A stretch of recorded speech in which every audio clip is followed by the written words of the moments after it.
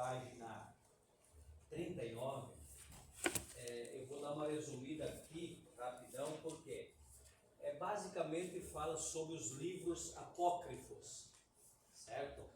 Então, vai tratar sobre os livros apócrifos.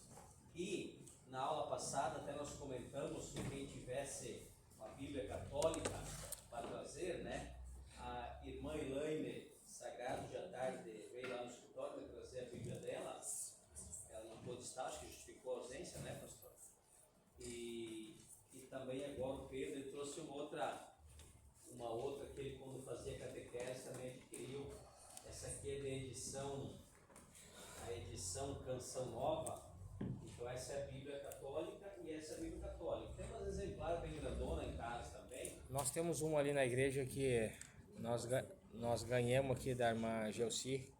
Se o senhor quiser que traga. Não precisa, porque com essa aqui eu já consigo explicar certinho o que eu quero passar, na verdade, para os alunos, né?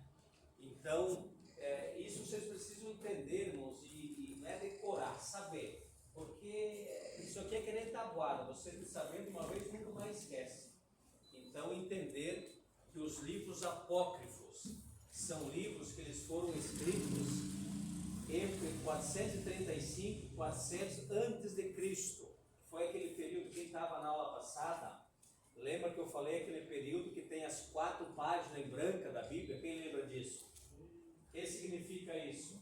Cada página em branco era 100 anos em que Deus não falou mais com a humanidade.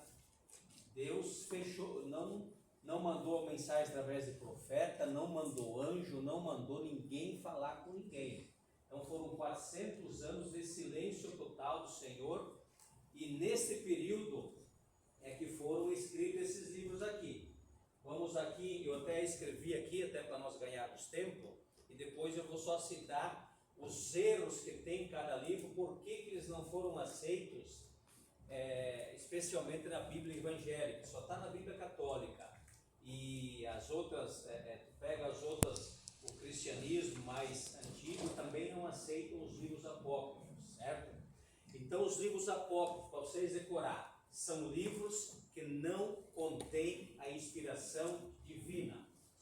São livros que são a inspiração humana, a sabedoria humana. São livros que se contradizem com a própria Bíblia. Depois nós vamos ver alguns tópicos ali na Bíblia que a Bíblia condena e os apócrifos têm nele. Então são livros que não têm inspiração divina. Por quê? Foi exatamente o período que Deus ficou 400 anos sem falar com a humanidade, que daí nesse período surgiram então alguns escritores. Senhor, vem, pode sentar. Então foi nesse período que foram escritos os livros apócrifos. Então, os livros apócrifos, decorem, é uma palavrinha meio chata, apócrifos. Apócrifos. Então, não contém inspiração divina, é inspiração humana. Quais são os livros que a Bíblia católica, depois eu vou mostrar para vocês aqui. O primeiro é Tobias. O segundo é Judite. Terceiro é Sabedoria. Quarto, Eclesiástico. Tem Eclesiastes, mas aqui é Eclesiástico. Está tudo na lição isso aí, tá, irmãos? O quinto é Baruque. O sexto é primeiro livro de Macabeus e segundo livro de Macabeus, certo? E ainda tem mais 6 capítulos e 10 versículos do livro de Esther. Então, eles acrescentaram o livro existente de Esther já, acrescentaram mais 6 capítulos e 10 versículos. E foi acrescentado no livro de Daniel, do profeta Daniel, mais 2 capítulos, o 13 e o 14. Daniel acaba no 12 na nossa, mas na católica tem 13 e 14 nessa Bíblia com essa linguagem. Então, em resumo, os livros apócrifos são livros que não contêm inspiração divina. Mas se alguém um dia questionar, por que vocês não aceitam esses livros? São livros que nós não aceitamos porque eles não têm inspiração divina, é inspiração humana. E a nossa Bíblia só contém e só provém nela tudo que tem ali é inspiração divina. Foi direcionado, ditado por Deus para o nosso entendimento, certo? Então esses são os livros, né? eles não estão em sequência, uma coisa bem interessante. Eles não estão em sequência. Quem sabe você vai pesquisar, tu vai lá em Malaquias e vai olhar depois de Malaquias, cadê os livros? Você não vai encontrar eles. Eles não estão na sequência bíblica, eles estão na sequência histórica que foi lançada. Por exemplo, a Bíblia, essa aqui eu não encontrei, mas aqui eu encontrei na Bíblia do Pedro. Ó, por exemplo, nos livros históricos, vai lá depois de Neemias, vem Tobias, aparece o Tobias. Depois de Tobias, vem a Judite. Daí vem o livro de Esther, tem na nossa e é acrescentado os 6 capítulos e 10 versículos. Passa para frente um pouco, depois vem primeiro Macabeus e segundo Macabeus. Daí vai para os livros da ciência, da sabedoria. Daí entra a sabedoria e Eclesiastes. A Bíblia Católica ela vem depois vem Salmos, Provérbios, Eclesiastes, Cântico dos Cânticos, daí vem sabedoria e eclesiástico, certo? Então aqui inclui. E ainda nos livros proféticos, eles incluíram então o Baruque. O Baruque, ele está incluído depois de Lamentações de Jeremias, tem o livro de Baruque. Então, para vocês entenderem, eles não estão na sequência depois de Malaquias. Então, pode procurar aqui na Bíblia, tem Malaquias e já vai para o Novo Testamento. Eles estão intercalados conforme o contexto que for escrito. Históricos, como eu li aqui. Históricos, proféticos, livros da sabedoria e também históricos, proféticos e livros da sabedoria, aonde que foram escritos, certo? Aqui na Bíblia eu até tinha separado com as coisas, tudo certinho, já tarde peguei a Bíblia aqui para entender, né? Então estão aqui os livros, certo? Então, só para os irmãos entenderem. E daí vamos para a lição aqui. Vamos lá ver os erros então. Quais são os erros que tem aí nesses livros? Por que então que eles não são aceitos? Vamos lá. Na página 33, vamos lá. Página 33, no ponto 4. Os apócrifos contêm erros históricos e geográficos. Então tem erro de geografia, erro de história. Então tudo isso desfeito. Número 5. Os apócrifos contêm heresias. Por exemplo, lá em Tobias, no capítulo 5, versículo 1, é uma história novelística sobre a bondade de Tubiel, pai de Tobias, e alguns milagres preparados pelo anjo Rafael. Ensina a justificação pelas obras. Irmão, ninguém é justificado por obras, por doação, por nada. A nossa justificação é pelo quê? Pode falar. A nossa justificação é pelo sangue de Jesus que verteu na cruz do Calvário.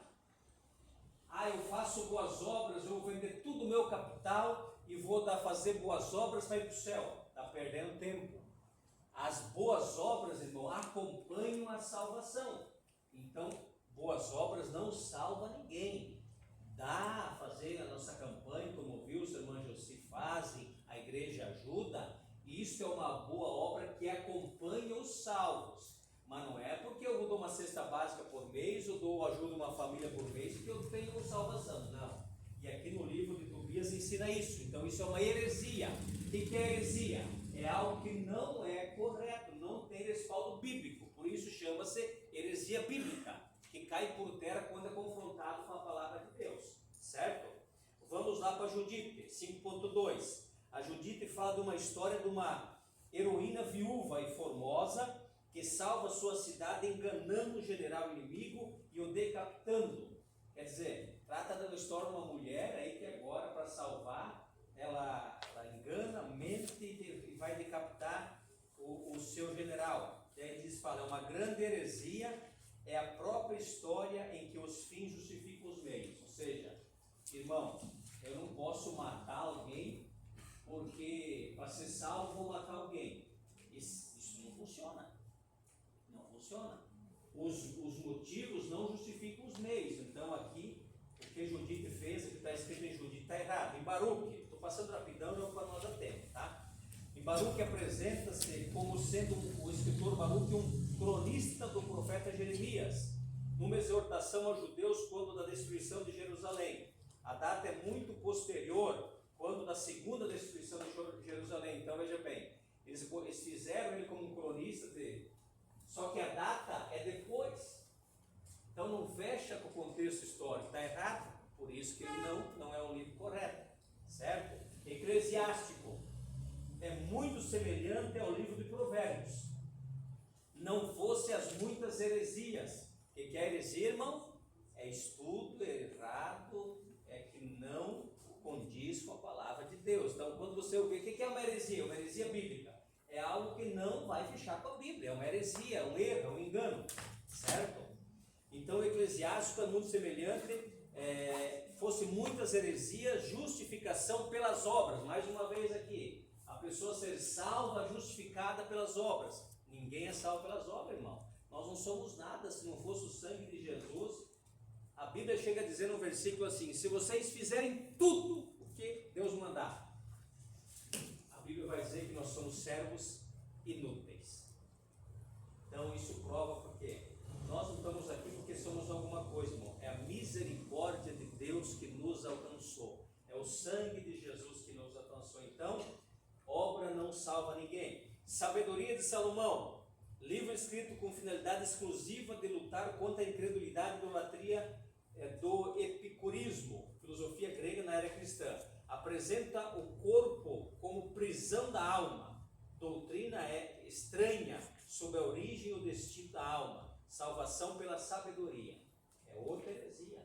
Então a pessoa tem que ser muito sábia para ser salvo. Não, irmão. Gravem isso. Salvação é somente através do sangue de Jesus que verteu na cruz do Calvário. Senão Deus, irmão, não ia dar Jesus, o seu Filho único. Tem razão? Não. Então, a salvação só vem através de Cristo. 1 Macabeus descreve a história de 3 irmãos da família de Macabeus, que no chamado período interbíblico, 400 a.C. a 3 depois de Cristo, lutaram contra os inimigos judeus visando a preservação do seu povo e terra. Aqui é uma história que conta, não tem nada assim de como é uma história. Segundo Macabeus fala aqui, não é uma continuação de 1 Macabeus, mas um relato paralelo cheio de lendas e prodígios de Judas Macabeu. Apresenta a oração pelos mortos, culto e missa pelos mortos. O próprio autor não se julga inspirado, conforme está ali nos capítulos. Intercessão pelos santos. Ou seja, irmão, não tem intercessão pelos mortos. Gravem isso também. Morreu, irmão.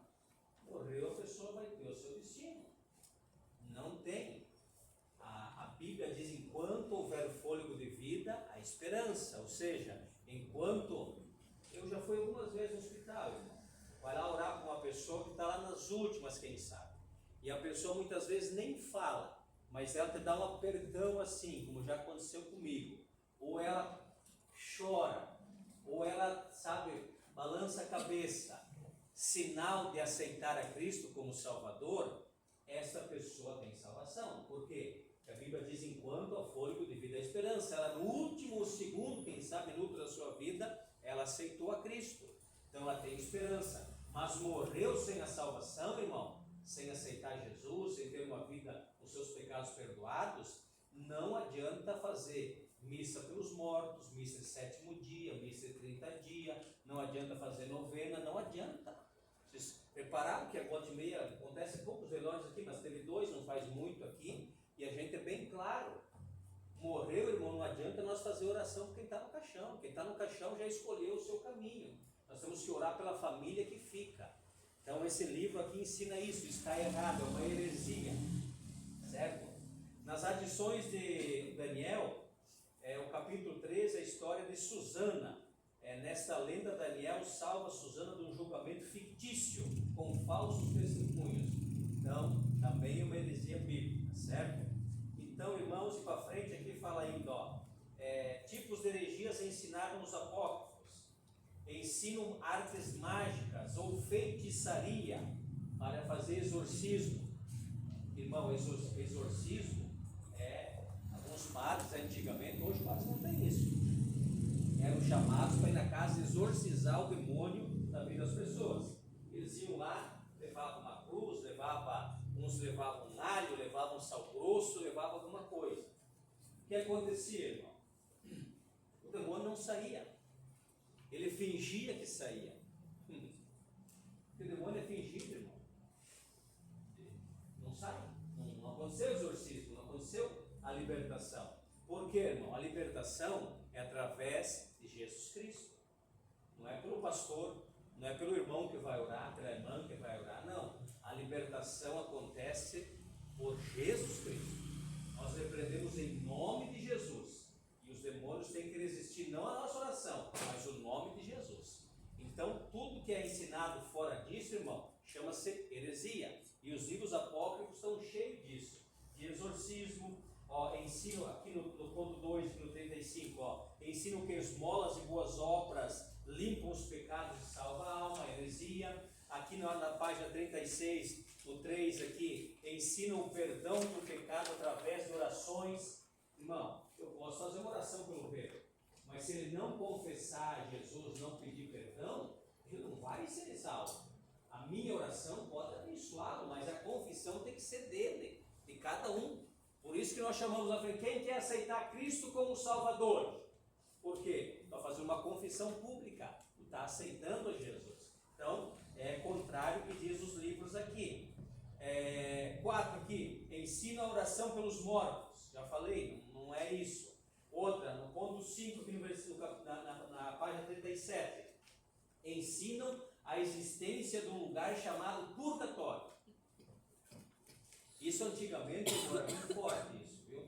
Inclusive tinha purgatório, inclusive tinha igrejas, e a própria igreja católica fazia isso, vendia um espaço no céu. Tinha um período que era comprado, a pessoa contava. Hoje eles fazem casinho no cemitério, na época eles compravam um espaço no céu, pagava-se uma taxa. Isso é verídico, isso não é conto de, isso aconteceu. É por isso que Martinho Lutero, que era um padre, ele vai lá e escreve 39 teses e cola atrás da porta do quarto dele e fala, só fico na igreja católica se essas 39 teses forem mudadas, senão eu estou fora. Aí começou os protestantes, ele começou a surgir o povo evangélico. Por quê? Porque ele, dirigido pelo Espírito Santo, não aceitava essas coisas. É tudo heresia, tudo coisa que não tem fundamento. Daí ele escreve isso, Martinho Lutero, e daí por isso que criou-se a igreja luterana, que veio do padre convertido Martinho Lutero, certo? Então, assim que começa a história. Então, purgatório, irmão, purgatório, vai para um lugar, a pessoa era ruim nessa vida, só aprontou, era um caco de pessoa, não valia nada, vai para o purgatório. Fica lá um período de preparação para ir para o céu. Bobagem, irmão. Não tem respaldo bíblico nenhum isso aí. A Bíblia diz que tu escolhe o caminho quando você estiver em vida. Certo? Então estou passando bem rapidinho aqui. Aqui na página 38, ou 6.0, nos livros apócrifos, os anjos mentem. Já pensou uma coisa dessa? Deus vai mandar os anjos agora para mentir? Não, irmão, não. Isso é heresia bíblica. Aqui no ponto 7, aqui, nos livros apócrifos ensinam que o simples ato de jejuar santifica. O jejum é coisa boa, nos santifica, mas não traz salvação. O jejum é um ato, jejum e oração, nós temos uma vida consagrada a Deus, tudo bem, mas ele não santifica, ele não nos tira do pecado. Quem tira do pecado, quem nos lava no pecado, é o sangue de Jesus vertido na cruz do Calvário, certo? Vamos em frente aqui. 8. Livros apócrifos são ensinados atitudes anticristãs, como vingança. Em Judite fala, ali um trecho ali que ela faz uma vingança. Irmão, como é que a Bíblia vai ensinar a você ser vingativo? A Bíblia ensina a se perdoar, ser perdoador, ter amor. O que Jesus ensinou? Para nós perdoar quantas vezes o pecado? 70. Daí o Pedro, mas 70, Jesus? 70 vezes 7. Mas quando isso a vida inteira? 490? Não, por dia. O que Jesus quis dizer? Perdoe sempre. Perdoe sempre. Sempre. Errou, perdoa. A Bíblia diz que aquele que confessa o seu pecado e deixa, vai alcançar misericórdia. Mas tem que deixar. a Bíblia diz que a língua, a nossa boca tem que confessar e conhecer que Jesus é o Salvador. E a partir de que você confessa e deixa de praticar o errado, aí você alcança a misericórdia de Deus. É por isso, irmão, pode ver algumas pessoas falar, mas na igreja de vocês lá, tem umas pessoas lá que Deus o livre, era um bandido, era um drogado, era um bêbado, era um viciado, era não sei o que, era isso, era aquilo. Tem essas pessoas. Mas o que aconteceu? Jesus encontrou elas. Jesus salvou elas. Porque a Bíblia diz que Jesus veio para os doentes, não veio para os sadios. Então todos que se entregaram para Jesus e têm a sua vida, a Bíblia diz que os seus pecados são perdoados e jogados aonde? No mar do esquecimento. Coisa profunda, né? Jesus perdoa os nossos pecados, nossos erros, a nossa ignorância e joga no mar do esquecimento. O que é esse mar do esquecimento, irmão? Nem Deus não quer mais saber disso. Nunca Deus vai lançar em rosto isso. Sabe, o ser humano lança em rosto, mas Deus não lança. O que é lançar em rosto, Molandir? Saindo um pouco da lição aqui, vai dentro da coisa. Mas lançar em rosto é o seguinte: eu fiz um favor para o Fábio. E daí, quando precisa de alguma coisa, Fábio, me ajuda agora, hein, cara? Não me ajuda. Tá vendo, Fábio? Eu te ajudei. Eu fiz aquilo por ti aquela vez. Quando precisou de dinheiro emprestado, te emprestei. E agora não me ajuda. Isso é lançar em rosto. Isso é você cobrar. E quando Jesus fala que os nossos pecados são jogados no mar do esquecimento, Ele nunca, jamais vai lançar em rosto. Vai dizer, você era um bêbado, eu te salvei, Jesus, vocês não vão ouvir de Deus isso. Você era um drogado, era um viciado, era um estragado. Não, Deus não vai lançar em rosto. Por quê? Ele jogou no mar do esquecimento. Nós muitas vezes queremos lembrar como seres humanos, mas o fulano está aí, meu Deus, a vida dele, mas Deus não lembra. Deus joga, lança no mar do esquecimento, porque Ele é misericordioso. Amém, queridos? Vamos em frente. Alguém tem alguma dúvida até aqui? Tudo certo? Tá bom. Turma inteligente é isso aí, né? Eita bênção. Irmão, aqui na página 39, a Igreja Católica Romana tenta defender a Imaculada Conceição. Ela se baseia em uma deturpação dos apócrifos, ainda para finalizar aqui, contradizendo Lucas 1, 30 a 35, Salmo 51 e Romanos tal. Os apócrifos solapam a doutrina e a inerência da palavra, porque esses livros incluem erros históricos e de outra natureza. Assim, seus apócrifos são considerados parte das Escrituras, isso significa erros na palavra de Deus. E como Deus não erra, Deus não falha, Deus não tem engano, então esses livros foram retirados, por isso que eles são chamados apócrifos. Aqui no ponto 2, aqui, irmão, na 39 ainda, revelação versus inspiração. Essa é a resposta de um questionário aí, tá? Quem que respondeu o questionário? Você recolhido o livro hoje, né? Professor Ismael. Você recolhido o livro com as questões respondidas. Se não responderam, eles vão responder agora, rapidinho aí.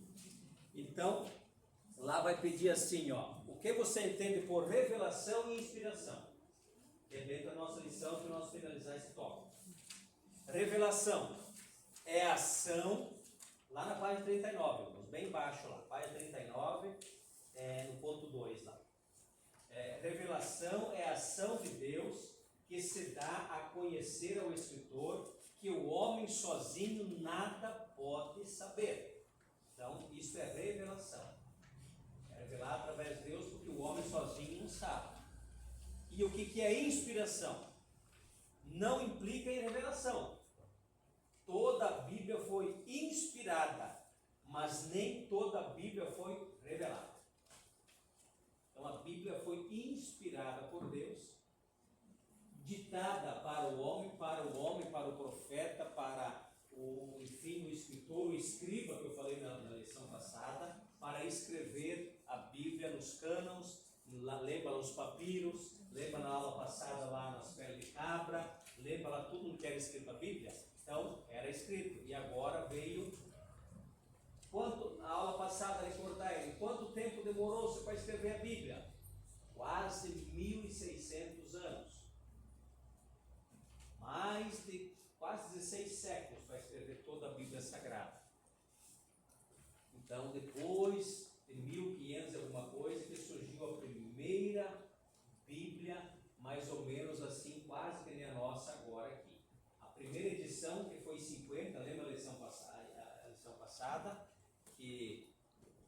pediu para distribuir lá na Igreja Católica, foi feito 50 edições. A maior naquela época foi essa, e foi distribuído para o pessoal começar a ler. Tá bom? Então, revelação é a ação de Deus que se dá a conhecer ao escritor, que o homem sozinho nada pode saber. E inspiração não implica em revelação, e toda a Bíblia foi inspirada, mas nem toda a Bíblia foi revelada. Exemplo, revelação de Gênesis, sonho de José, escrito por Paulo, e assim por diante. Tá bom, meus irmãos? Página 40. Vamos para a página 40. Todos responderam o questionário, ou quem quer 2 minutinhos para terminar ainda aí? Depois vai ser recolhido e depois mais difícil ainda, né? Se alguém não preencheu, podem preenchendo agora aí.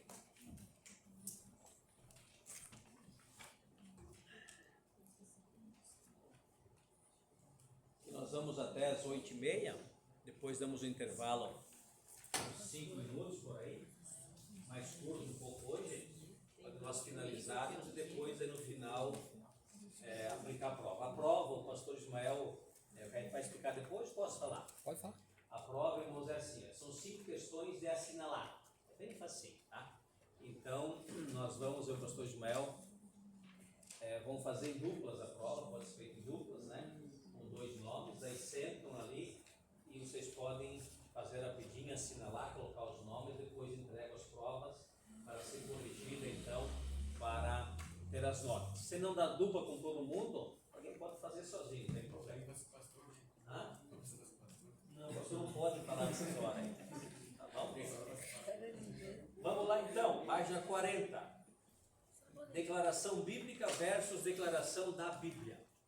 A Bíblia não mente, tudo bem, mas registra mentiras de ímpios e do diabo. Declarações não inspiradas por Deus, mas registradas. Verifiquem quem, para quem e quando se fala. Então, a passagem nítida é aquela que o diabo aparece para Jesus na tentação, né? Ele aparece para Jesus e tenta Jesus. Então a Bíblia relata as mentiras do diabo. Lança-te daqui, se tu é filho de Deus, porque na Bíblia está escrito que dará ordem os anjos a vosso respeito para te salvarem.